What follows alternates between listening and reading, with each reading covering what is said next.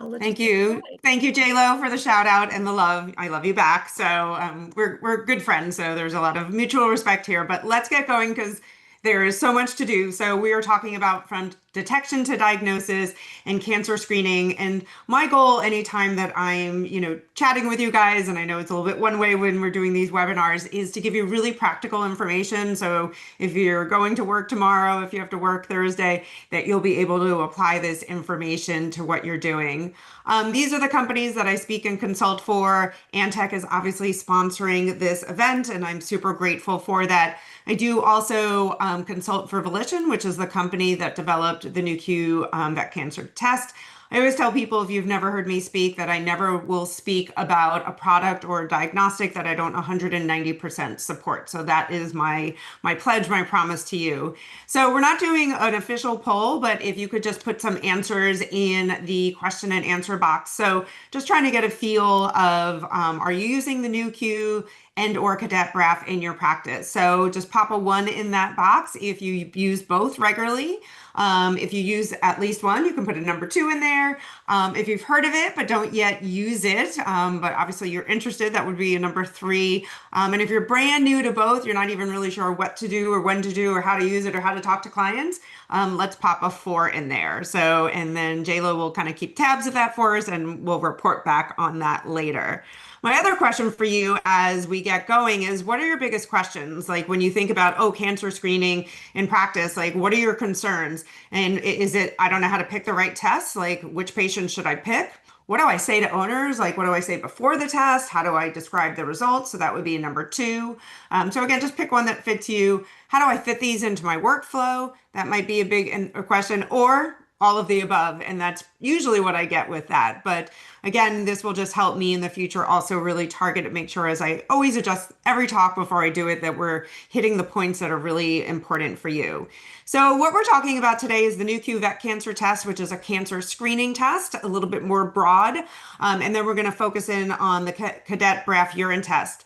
I've done different versions of this test, and I'm really excited is that we're only doing two topics. We've done three and four topics, and I felt like I was rushing through it, even though I do talk fast.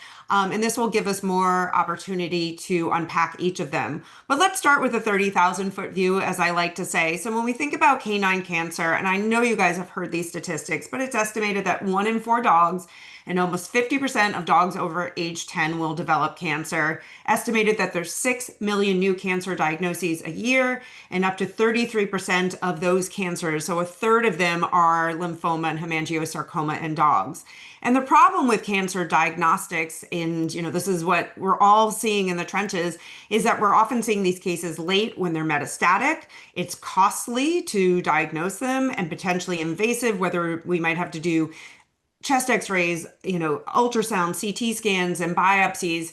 And so it can be really, really invasive and expensive. And a lot of these dogs are asymptomatic or practically asymptomatic. They're showing no clinical signs.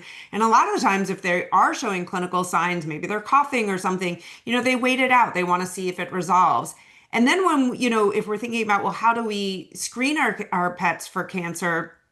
And or when what test do we run when we want to screen for cancer? And is that going to be different when the patient actually presents to us sick and symptomatic? So when I think about screening, and this is for us as well, as people, when we're thinking about breast, scanning for breast cancer and mammograms and things like that. So we all have healthy cells in our body, and then they can become abnormal, whether it's, damage from environmental things, toxins, and things like that. But not every abnormal cell is going to go on and become pre-invasive cancer. So hopefully our immune system is going to pick it up and there'll be apoptosis. But some of these normal cells become abnormal, and then, they can have that transformation to malignancy. And then there's pre-invasive cancer, then there's invasive cancer, and then worst case scenario is finding, cancer when it's metastatic. And so usually when we think about when are we seeing our dog and cat patients, it's when they're clinical, right? When they're showing clinical signs, which pet owners often call symptom, right? And that's, still the goal of early diagnosis is when these cancers are smaller at lower stages. But what the goal of screening is to shift this to the left. So we want to find this before these patients are having clinical signs, and really shift this to early. And a lot of these patients will be asymptomatic. And we know from many cancers that early detection, and you hear this for people as well, early detection saves lives. Why? Because it leads to early intervention. And not every pet owner, I realize this, is going to treat their pet with cancer, but it gives them a lot more time and space to think about what are the treatment options, do some research, talk to their veterinarian who we know is the one that they trust when their pets have cancer. And again, it gives them the time and space to choose from the spectrum. Maybe they don't want to do anything. Maybe they just want to, monitor, and hopefully less emotional toll for them as a family, and less secondary backlash to us as veterinary professionals. Like, why didn't we do test for this earlier? Why didn't we find this cancer earlier? So again, early intervention, the goal is to lead to more positive outcomes, less treatment for these patients, and a better prognosis. But when we think about cancer screening, whether it's a mammogram for people or whatever, it really, to be a good test, a successful test, it needs to be easy to do, needs to be affordable, it can't be hundreds and hundreds of dollars, and it needs to be accurate, right? We don't want to do a cancer screening test where 50% false negatives, right? And then you have to go through all these extra tests. So again, those are really the goals with it. But we're going to start with the NuQ Vet Cancer Test. So again, this is a screening test, and a couple of things that I want you to walk away from. This is not a diagnostic. This is a screening test. And when we think about screening tests, we want to perform these on healthy, asymptomatic patients who may have the disease but don't yet have clinical signs. And when I think about checking the boxes of a screening test, this does it. It's affordable, it is convenient, and it's easy to do. And it runs, reliably detects elevated cell-free DNA or nucleosomes. And so nucleosomes, what we know in normal healthy dogs, they're consistently low. But when cells die, especially when there's high systemic cancer or systemic cancers with high cell turnover, these nucleosome levels are going to be present in the blood. And the nucleosome release from these cells that are dying overwhelms the normal removal mechanism. So normal dogs, we always have some nucleosomes being released, but we can clear them. But again, when there's cancer, these nucleosome levels are going to be elevated. So the test is measuring nucleosomes. And what is a nucleosome? And I did not know what a nucleosome was. And if I learned it in vet school, I forgot, but let us refresh our memory. So what it is, nucleosomes are these bead-like structures, which is basically DNA that's coiled around these proteins, which are called histone protein cores. So again, we think about our genetic material to be compact enough to fit in all of our cells. It's going to be, in our chromosomes. But if we stretch that out, we have the DNA backbone chain, again, which is wrapped around the histone. So the nucleosome is just a segment of the DNA strand that's wrapped around this histone protein core, and that is what the test measures. So again, when there's high cell turnover, diseases like cancer, there's going to be increased concentration of the nucleosomes in the bloodstream. And this is just a simple ELISA antibody test, and it quantifies these circulating nucleosome levels that are elevated in the blood of dogs. This is not just specific to dogs. There's a ton of publications looking at elevated nucleosome levels in human cancers as well. And the theme with this, it's going to be the cells with high cellular turnover. In people, some of the publications include colorectal cancer, hematopoietic, like lymphomas, leukemias, breast cancer, pancreatic, lung, urologic cancer. Non-neoplastic diseases, and again, this is in people, such as stroke, sepsis, and trauma, can also cause nucleosomes. So when we think about the application to dogs, you're going to hear me say over and over, this is a test you run in healthy dogs. This is not a screening test that you run in a sick dog that you might be suspicious has cancer. But what is the evidence? So in the initial publications, there was over 600 dogs, 662 dogs specifically, 134 healthy dogs, and 528 dogs with cancer. And these were the 7 common cancers that were evaluated in this study: lymphoma, hemangio, osteo, soft tissue sarcoma, malignant melanoma, mast cell tumors, and soft tissue sarcomas. So when we break down, again, we have our over 100 dogs that are healthy, or 500 plus dogs with cancer, with 97% specificity. So again, that's really important. We do not want a high false positive rate. We do not want a test where we're freaking out a lot of owners and then the screening test is, didn't have high specificity. When they looked at all of those 7 cancers, it picked up 50% of the cancers, which is not bad. But when they broke it down and looked at the systemic cancers, it picked up 76%. Which cancers were those? Lymphoma, histiocytic sarcoma, and hemangiosarcoma. So it picked up 77% of the, that's the sensitivity for lymphoma, for lymphoma, 82% for hemangio, and 54% of histiocytic sarcoma. Let's kind of unpack that a little bit more. So I told you 77% for lymphoma, 82 for hemangio. Histiocytic sarcoma, the total was 54. But when they broke out the bone histiocytic sarcomas versus the visceral one, it was actually higher for the visceral ones. The melanoma dogs, so picked up about 40%. You can see the different grades of mast cell tumor. So it's not something that I would be using to screen for mast cell tumors. Rather find a lump and aspirate it, if I'm trying to work up a mast cell tumor, but it can, in some cases, pick them up. And osteosarcoma and soft tissue sarcoma. So it isn't as good for those local cancers, but much better for those systemic cancers with high turnover. So how am I going to incorporate this into practice tomorrow, Sue? You said you were going to give me something practical. So you want to do their annual or semi-annual exam for all dogs ages 7 and older. Again, and that's when we start to think about the high risk of cancer. And think about, you're pulling blood for your senior wellness panel that you're just going to pull an extra sample and run it. We're going to show you how to run it. However, if you have a high risk breed like the golden retriever that's pictured here, and on the next slide, I'm going to show you a bunch of other high risk breeds, it's recommended to start at ages 4 and older. Again, you can easily do this. You're probably usually pulling blood work anyway, and it's recommended to be running this twice a year. And when that sounds like a lot to pet owners, I remind them how quickly dogs age. Larger dogs age more quickly. And if we think about a year in a dog's life is like 5 to 7 years, depending on where they are in their life and who we believe about their aging. That's about, me and you getting blood work every couple of years or screening every couple of years, which is consistent with a lot of the recommendations for human screening as well. So for our dogs that we want to think about starting earlier, maybe at age 4, this is not an all-inclusive list of all of the breeds out there. It's a compilation of a bunch of different studies.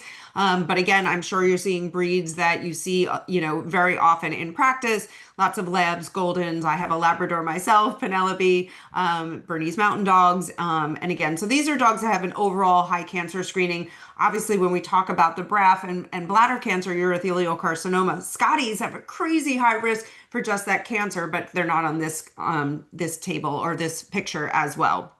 Okay, so how do you do it? So you're going to pull blood, 2 to 5 mLs. We're going to be focusing on the point of care element I+, and you really need a very small amount of blood. So if you had an ml, you're going to have enough once you spin it. So you're going to put that in a lavender top tube, so EDTA tube, purple top tube. You need to spin that in-house for 10 minutes within an hour of collection. Guys, I run this every day. I use this as screening for my cancer patients and monitoring, but I have a lot of patients often with like mast cell tumors that come in twice a year for their checkups and ultrasounds, and I'm running NuQs on them as well. So we actually have a centrifuge in our oncology area, and we are running these all the time. So I know you don't often think about spinning a lavender top tube or a purple top, but we're looking for the plasma, not the serum. So that's why you do it. So after it spins for 10 minutes, you're going to take out the plasma. You can run it right off of that if we're doing the element I+, or if you're going to ship it to one of the diagnostic labs, you're going to put that in a clean tube and then keep it cold until it gets picked up. Sometimes if we're having a really crazy busy day and we can't run that NuQ right away, we're going to spin it, separate the plasma, and just pop it in our fridge and maybe run it in 2 hours, for example. So this is the Element I+, which I can't even remember. I think I've had for about a year and a half. I absolutely love, love, love. And why do I love it? After you spin it for 10 minutes, you can run that plasma and you get your results back in 6 minutes. You don't have to refrigerate the sample unless you're not running it within an hour. The test reagents don't take space in your fridge, which is really, really nice. And then it allows us to make an informed decision. So I'm often getting this result back. The owners are still in the waiting room while we're doing other stuff. And if on that off chance that is positive or it is in a highly suspicious range, as we'll talk about, I can go and discuss the options in person with them. As you guys know, it's always better to do these conversations in person and not, via email or, on the phone or things as well. So just reach out to your Antec representative. The Element I+ can also run thyroid and cortisol. I only currently use it to run the NuQ, but it does have other capabilities. And I forgot to tell them that I have a video, so we're gonna play it. JLo, can you let me know if they can hear? This simple blood test can show me if your dog has cancer in 6 minutes. Let me show you how. We're pulling blood for the NuQ vet cancer test, which we can now run in-house. It's super simple. We collect 2 to 5 mLs of blood and put that into a lavender top. That lavender top needs to be spun for 10 minutes within an hour of collection to separate out the plasma. Here, we draw out that plasma using the pipette and put it into the cartridge. Pop that cartridge into the Element I Plus, and we get the results back in 6 minutes. The NuQ is recommended for healthy dogs as part of their general wellness exam. More info in the caption about what cancers it's most likely to detect and how often and when and who you should be screening. Great. I got a message that you guys could hear the sound. And this patient, Autumn, that I actually ran it on was a mast cell tumor Stelfonta case that I treated a mast cell tumor on her tail, but she came in. She was a Labrador, and we were, before we were getting ready to treat her the following week with her Stelfonta for her mast cell tumor, we ran a NuQ. Again, I wasn't looking for mast cell tumor metastasis with that. I was just looking for that to give her a clean bill of health, and that was, what it did. So what's really cool about this test, it's not just available in the US and Canada, it's available worldwide. At last count, I want to say over 20 countries. Some of it is with different reference labs, and then some of it is with using the Element I Plus. In the US, if you also can send it to the Heska Diagnostic Lab, and then you can also send it to IDEX as well. And then, like I said, I love and love, love, love the Element I Plus. So does it tell you what kind of cancer it has? No, you get back these different categories. Low risk, which is what we're always hoping for our patients, high risk, and then there's the yellow zone. If you do get back in the yellow zone, which is usually, so less than 50 is normal on most of the reference labs or the reference that you'll get. 50 to 80 is considered the yellow zone. I call it the gray zone. And so what you're going to want to do is retest the patient usually in 2 to 4 weeks with a 4-hour fast. If it remains elevated, then you're going to do your workup that we'll talk about. If it goes back to the low risk level, then you're going to repeat it, on your semi-annual or annual exam as part of their healthy wellness exam. Just as a reminder, this will not, it identifies patients who may have cancer. It does not pick up all cancers, and it can pick up cancers that I didn't list. There have been cases of it picking up a GI adenocarcinoma, anal sac adenocarcinoma. But until the company Volition has enough of those cases to say this is what the specificity and sensitivity was. So again, it doesn't pick up just the cancers that I talked about. It's better at cancers with high cellular turnover.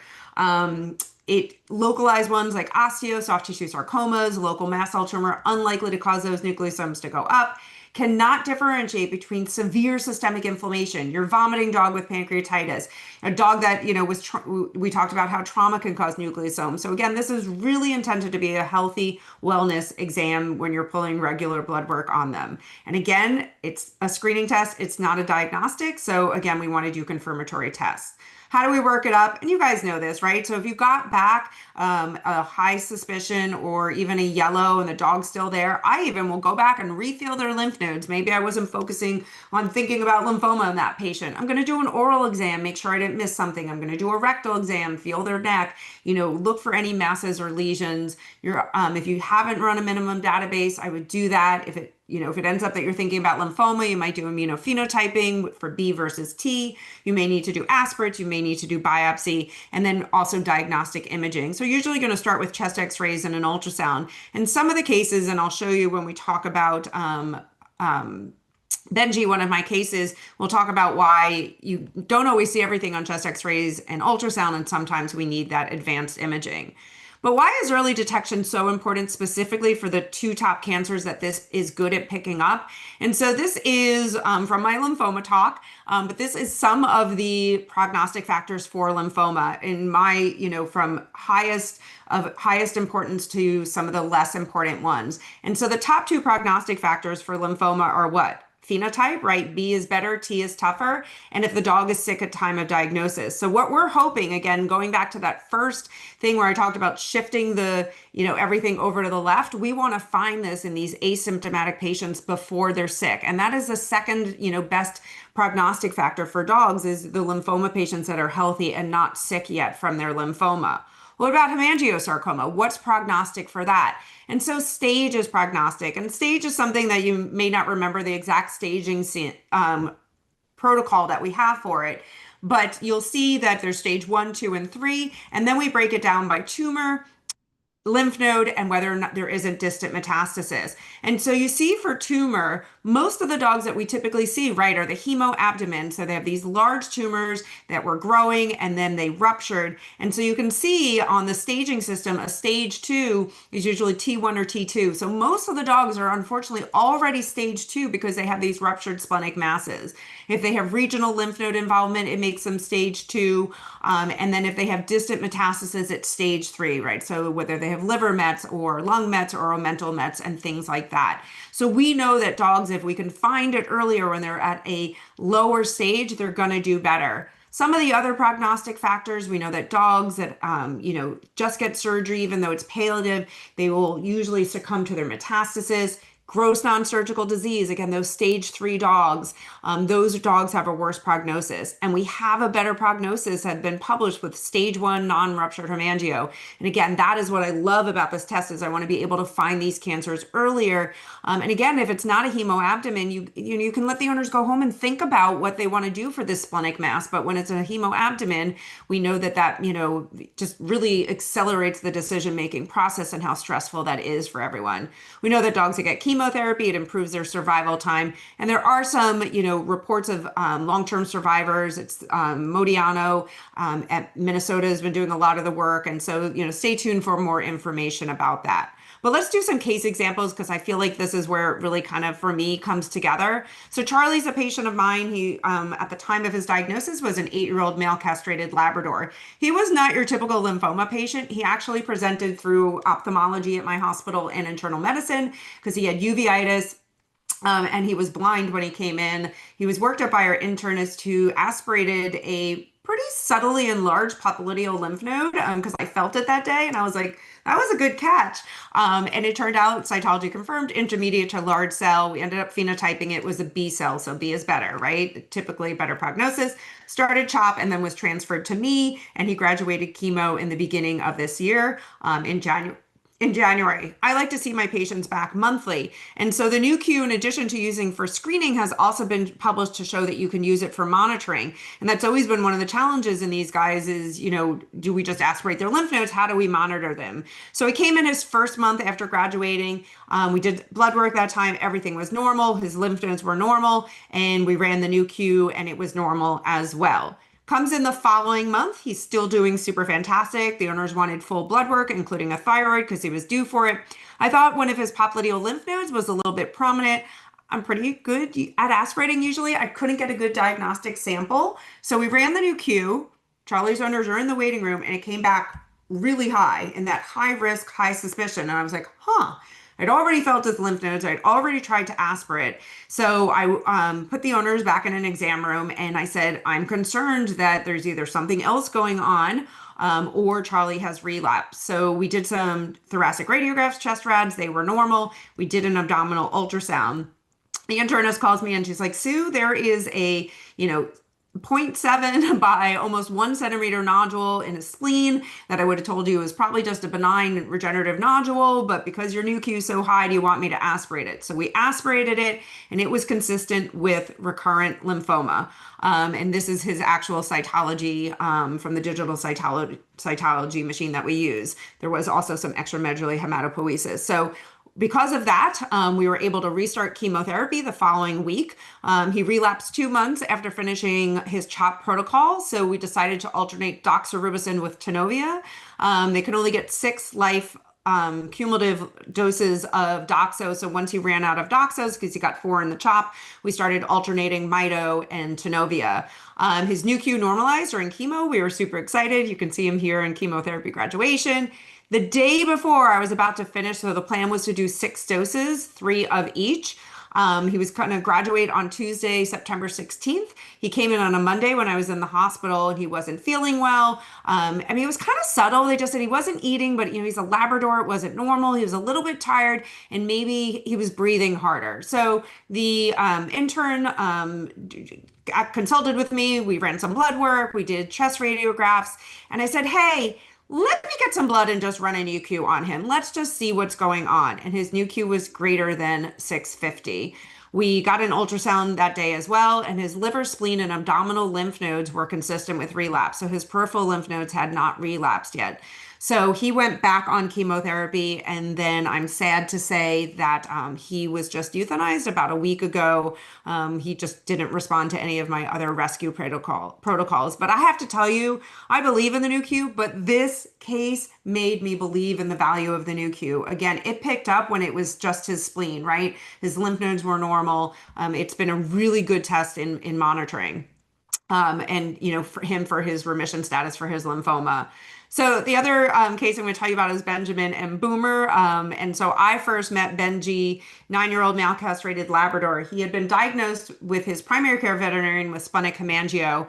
They actually used the oncocanine test, which is no longer commercially available, and it was positive. They found the splenic mass, did a splenectomy, confirmed hemangio. He got 5 doses of doxa with his local vet. And then he did an ultrasound, I think, a couple of weeks later, and it was concerning for peritoneal metastasis. So they referred them to me in October of 2023. Except for some pale, and not like pale pink mucous membranes, his exam was pretty normal. So the plan was to do a full workup. We wanted to see what was going on in the abdomen. And so he was indeed anemic at 24%. His chemistry panel, his urinalysis, and UPC were normal. 3-view chest radiographs were normal. On ultrasound, my internist was like, I don't see those peritoneal nodules that the vet saw, but there's this weird, and you never want your internist to say it's weird hyperechoic fat in the retroperitoneal space. He's like, I'm not really sure what to make of it. Doesn't really look like a mass. I think it's just fat, but we'll try to aspirate it. So we did that. We submitted a NuQ on him. This was before I had the Element I+, so we had to send it to the Heska Diagnostic Lab, and that came back 255. So that made me very suspicious that his cancer had relapsed, even though his ultrasound was non-specific. The aspirate, unfortunately, was non-diagnostic, but based on his history of hemangio, the high NuQ, his anemia, we presumed that this was metastasis, and I started him on oral Palladia with a plan to monitor with the NuQ. Came in for 2 weeks and 2 weeks. His anemia resolved. He was doing really well. He was tolerating the Palladia quite well. We decided to run another NuQ just to see if it was improving. His anemia was improving. I felt like, hopefully I was doing a good job treating his cancer. We did more imaging. Again, no metastasis in his lungs, but this similar retroperitoneal mass. But again, no abdominal effusion. Then he came back a week later and was very anemic and moderate thrombocytopenia, and he was not feeling well. And so about a week and a half later, he came back. We did a CT scan. And the reason I think this is so important for us to remember this dog had pretty boring chest x-rays and a pretty normal ultrasound. On his CT, he had diffuse metastatic disease with diffuse and too numerous to count nodules in the skin, subcu, body wall muscle, mesentery, retroperitoneal space, which is what we were seeing on ultrasound, skeletal muscle of his pelvic limbs, and his paraspinal muscles. And he had regional subcutaneous, peritoneal, and retroperitoneal fluid, most likely, according to the CT report, being from hemorrhage from bleeding metastatic lesions. So if you have a case where you have a high NuQ and you do chest x-rays and ultrasound and they're normal, I know not everyone's going to do a CT, but there are lots of things that we can miss in the other, the chest x-rays and ultrasound only get those 2 cavities. So just remember Benji and that you may need imaging to really know what's going on in these cases. Sadly, he was euthanized 2 weeks later in January of the following year because of poor quality of life. His anemia was getting worse and he was getting hypoglobulинemic. So Boomer is his lab brother. I believe they are from the same breeder. He was 6 years old at the time, and they were devastated by the loss of Benji, so they wanted to screen him. And so about 6 weeks later, he came in. He had recent lab work at their vet, no problems, normal physical exam. And again, the plan was to do chest x-rays, ultrasound, and the NuQ. This is when we were still sending them to Heska Diagnostic Lab. As you can see, his chest rods were good. Ultrasound was pretty boring, just a cyst in the kidney. And when we got back his NuQ, it was in the low suspicion range, which is great. And the owners were very relieved, and their plan was to continue to do that every twice a year. So that was in March. They came back in November of 2024. Now I had the Element I Plus, which they loved. They didn't have to wait, almost 2 days to get the results back. And it was in the low suspicion again. And he had another cyst in the other kidney. And so he now sees our internist to manage that. But other than that, he is doing well. And then this cute little chocolate lab is Baxter. And so they just got another one. And I can guarantee you that this family will be screening him as well. There's a ton of other cases on, you can scan this, it'll take you to the Volition website. There's a lot of other cases as well. And just to remind you, it's not going to tell you what cancer it has. It's a screening test, just tells you the nucleosome levels are elevated. We do not recommend running it on a sick patient. One of the questions I had, well, what about arthritis and otitis and other things like that? So like if they have an immune-mediated disease that's flaring up or severe trauma, like I mentioned, pancreatitis, sepsis, things like that, that can affect it. But just our typical senior patients that have chronic inflammation, arthritis, hyperthyroidism, dermatopathies, it does not affect the results. So again, we want to do this as part of our healthy screening test. If you have more questions, please check out the Volition website. They have email support. If you have a high risk score, you can talk to a veterinarian there and they can help you guide through that as well. And there's also this result interpretation guide as well.